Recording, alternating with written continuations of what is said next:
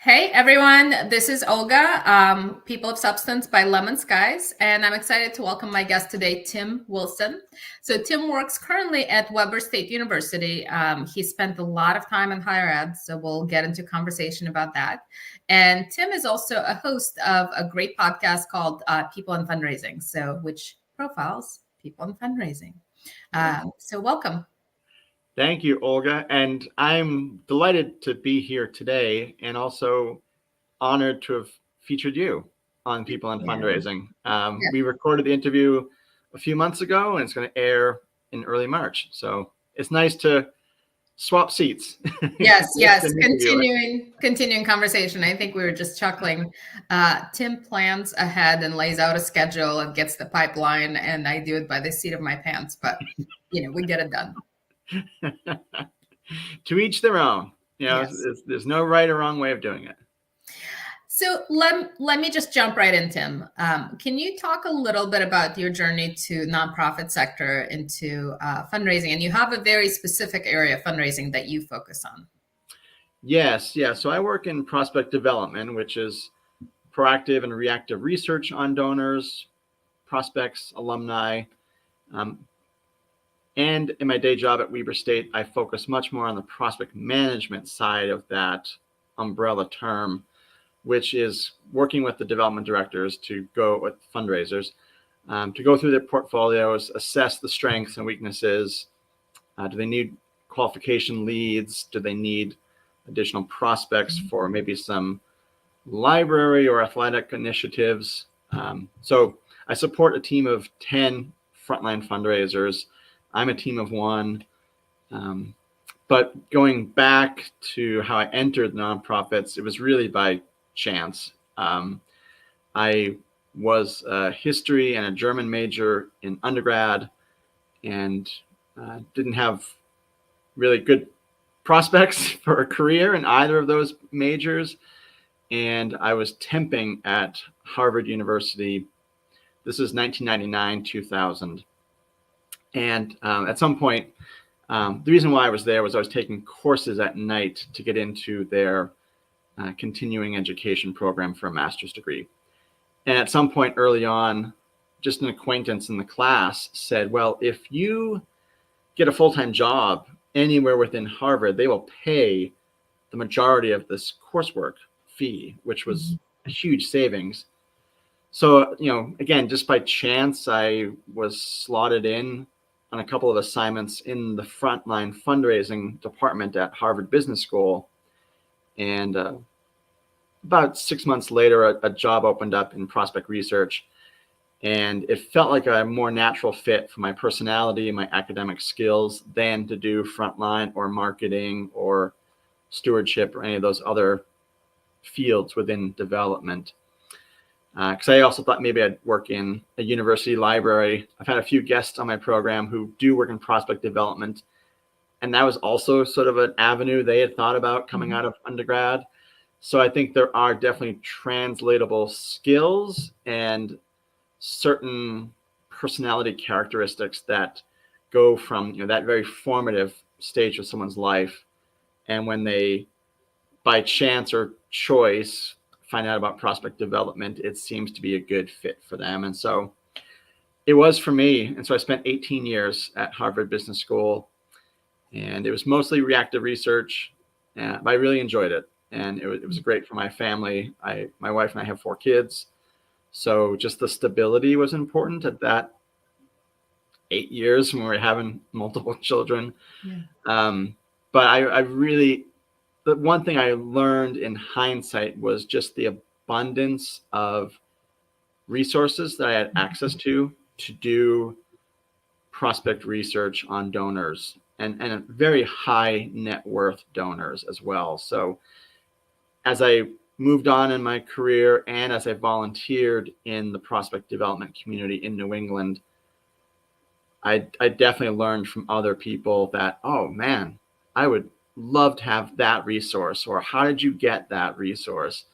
So that just kind of broadened my appreciation that, all places obviously don't have that same level of funding for resources, but it made me also curious to say, I want to challenge myself at some point and get to a place where I need to figure it out more on my own, as opposed to, oh, I can go here, I can go to these 15 resources.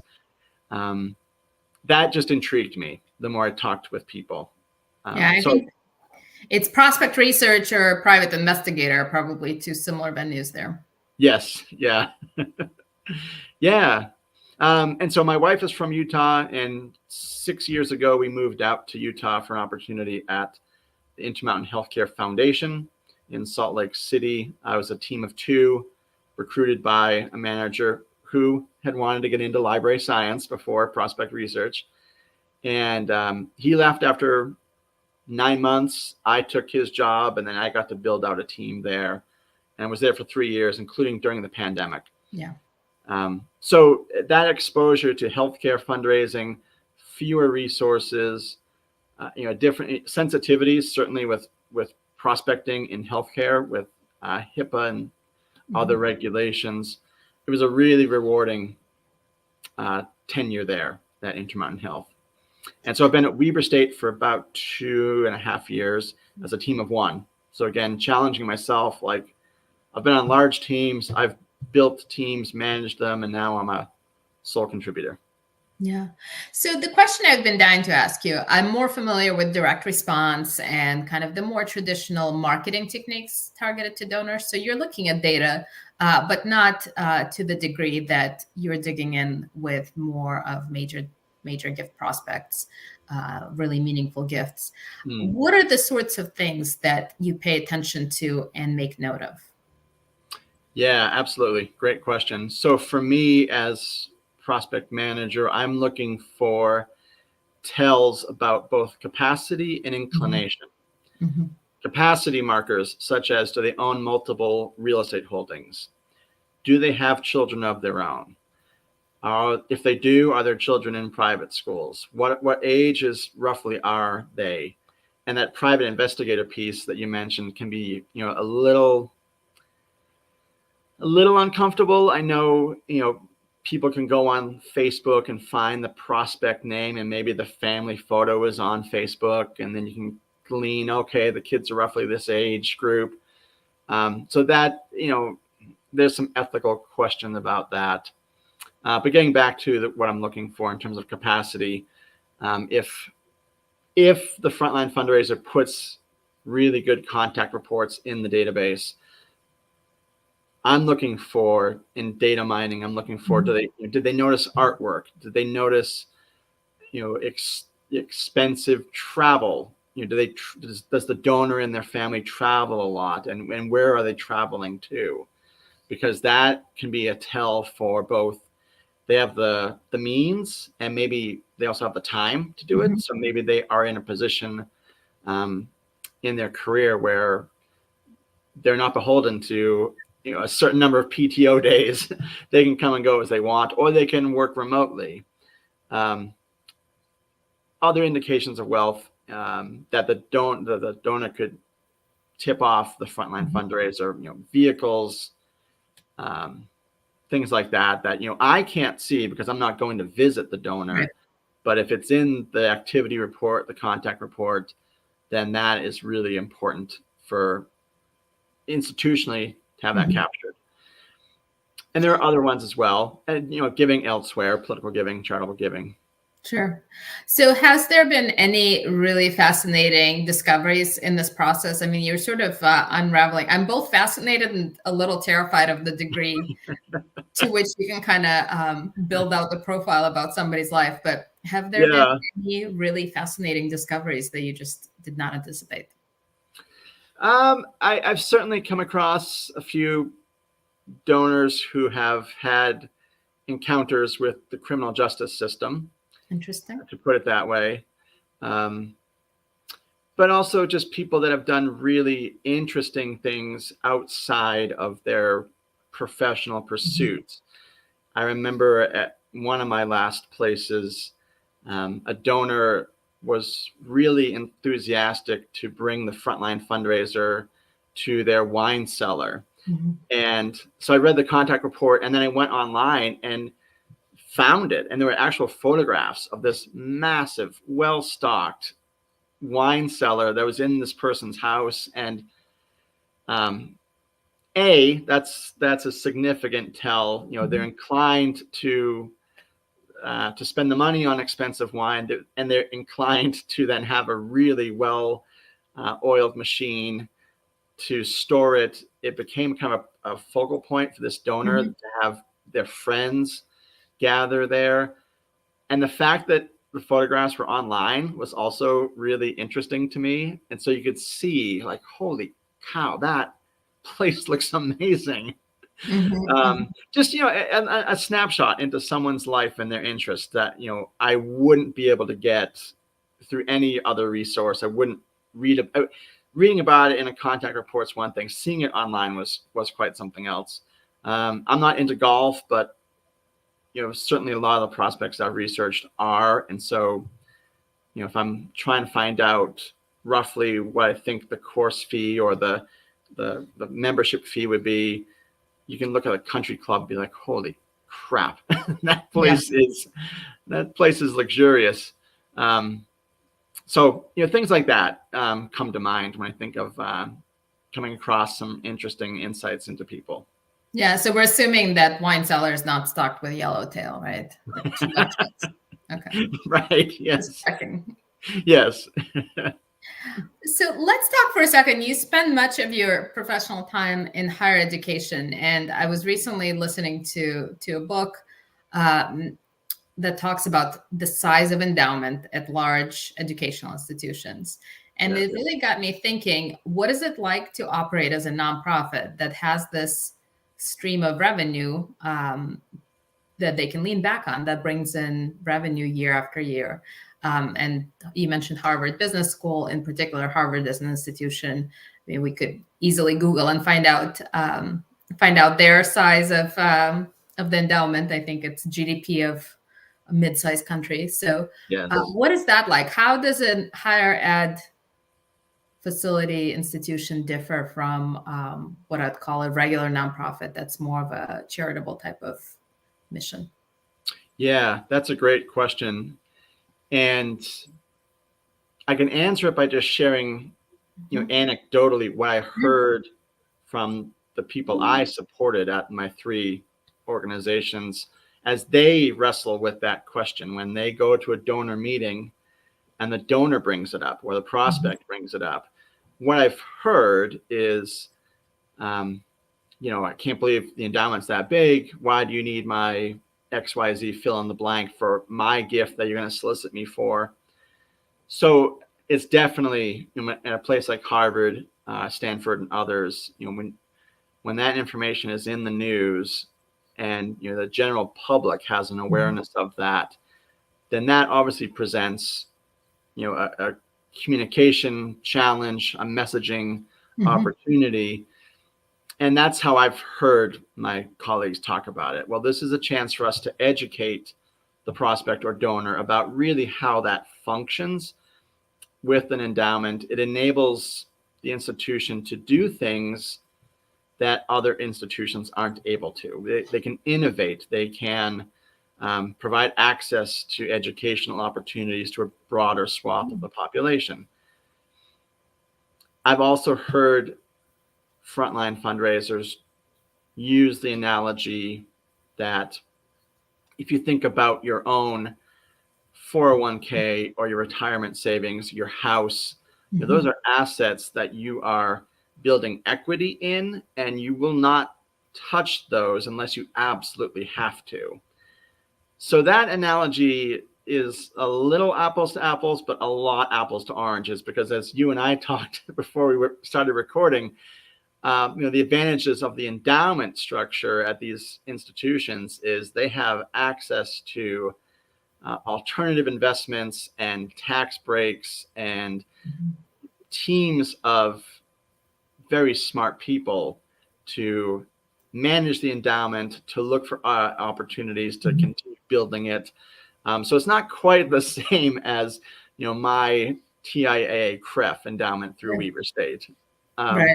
But I think, what the fundraisers were trying to do was to hear the concern, the issue from their donors and alumni and prospects, and make it relatable as they can, and not really sugarcoat it, because you don't want to do that either. But say, yes, this news it does hit the airwaves sometimes. Yeah. No, that's really interesting. So let me kind of shift a little bit. Since you work with folks that directly interact with donors, what are some trends that you're observing and hearing in conversations? Yeah, absolutely. So I'd say the last few years with the stock market volatility, in particular with foundations, I've heard from the people I support that a lot of the foundations are taking either a long pause on the level of commitments they have given in the past, or they're saying, we're not in a position to give it all right now. And as this is January 2024.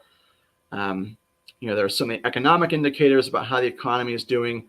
We're almost in the thick of a presidential campaign. Typically, a lot of donors have a wait and see approach with that too, like who will win the election, and good or bad, how does that impact their own wealth? So that's very topical right now, and that's a cyclical theme that we hear. I also would say, in terms of other trends, the rise of donor-advised funds, where people are giving through DAFs, the rise of artificial intelligence, that has more of a direct impact on the work I do, where I could have ChatGPT write and rewrite very brief bios on prospects for salon events, things like that. So those are some of the trends that I'm seeing right now. I had a guest on People in Fundraising in the spring of 23, and he's been in the field for about 30 years. And one of my questions for him was, as you're mentoring and onboarding millennials and young employees, what's one of the challenges you're seeing that you didn't see when your career was starting out? And he made a really good point that, and this may be a trend answer, there is so much information available. And so, how do you train the rising generation of people in nonprofits to really know how to sift through volumes of data so that they can get at the most essential points? Not everything is of value to know about a donor. So just distilling that is an education in itself. Well, that's a really interesting point, because you can compile all the information, but human brain can only retain so much in conversation to really kind of be aware of it, because you don't have the luxury mid-conversation, hang on, let me check my notes. Right. So. Yeah, absolutely. You mentioned the podcast guest, and we talked about that you host a podcast called People in Fundraising. So can you talk a little bit about what got you started and what do you enjoy about hosting? Yeah, absolutely. I would say one of the impetuses or the influences, it goes back to when I was a teenager. And so I'll try to share this very quick anecdote. I wasn't yet old enough to drive on my own. So my dad was driving me and a girl I was interested in high school on a date, to and from the date, and driving her home. And I thought the date had gone well. And my dad, as soon as this girl got out of the car, my dad said, "You didn't ask her a single thing about herself. The whole ride, whole way home. You have to ask people about themselves, because it puts them at ease. It opens up channels for, individual or shared interests." I was 15, and that has stuck with me for 25 plus years. So I think maybe psychologically there was some of that influence has been a part of my identity ever since, about trying to get over my own introversion and ambiversion and just talk to people more and find out what makes them tick. So then during the pandemic, I thought, well, we're getting more accustomed to Zoom and virtual meetings. And I've had this idea. It was originally going to be a book. I would call people or email people, and it was going to be called Their Roads to Fundraising, like the Fundraising Road Warrior. I didn't really like the title, but I liked the vision of what I was trying to get at with spotlighting people. So pandemic happens, and I thought, okay, this is an opportunity. I know there's Zoom fatigue now, but I'm like, I can do this with much more immediacy than I could with that older approach of then transcribing it and putting in a book. So that was really one of the main influences for me to start it then. And I've now interviewed about 85 people. I've had guests from France, Spain. I've got a fundraiser in Singapore slated for March. I'm trying to get my first boss, who now is retired and living in Panama. So I really want to have like a global guest list and just illustrate that, the work we do, if we call it nonprofit or advancement or social impact, whatever we want to term it, it is truly global. And who are the people, not just the professionals doing that work? Because we can certainly talk about what their responsibilities are, but I also want to find out, just as you're doing here, like, what makes you tick as a person as well, and why are you in this particular industry? No, I think my journey was similar, but it was really also an opportunity to spend time with people I already know, or people that I'm getting to know, and kind of two birds in one stone. If I'm enjoying this conversation, obviously others will as well, and some really interesting insights and thoughts, and it's just been a really positive experience. That's awesome. How long have you been doing People of Substance? Remind me, please. I guess it's been a couple of years now, but my accounting, as you can imagine, is much sketchier than yours on how many guests I've had. But it's been a couple of years, and it's been really good conversations. I did have somebody from Australia, Awesome. So that was that, but not as global of a presence currently. So yeah, awesome. So speaking of what makes people tick, and I've been sort of on this. Obviously, getting to know people is something that I truly enjoy. I like to find out, outside of your fundraising, nonprofit career life, what else may people not realize about you from your CV or from your bio on your website? What is it that they don't know about Tim? Oh, that's a great question.